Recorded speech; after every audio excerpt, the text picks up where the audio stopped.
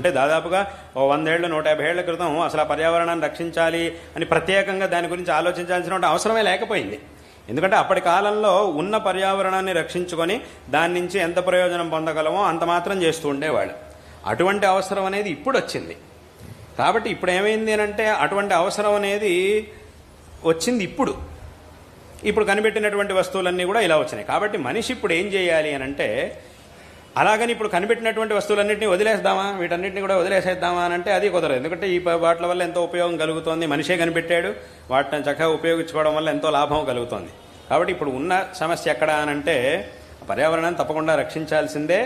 కాబట్టి పర్యావరణాన్ని రక్షించాలి, దానికి కావలసినటువంటి పనులని చెయ్యాలి. పర్యావరణానికి హాని కలిగించేటటువంటి పనులని చెయ్యకూడదు. నదులు ఉన్నాయి, నదులన్నీ కూడా కలుషితం అయిపోతుంటాయి. అది నదులన్నీ కూడా కలుషితం అయిపోతుంటాయంటే మనం వాటిని సరి చేసుకోవాల్సిన బాధ్యత కూడా మనదే. నదుల్ని పూజించడం మాత్రమే కాకుండా వాటిని కలుషితంగా చెయ్యకూడదు అనేటటువంటి ఆలోచన కూడా తప్పకుండా చేయాల్సిందే.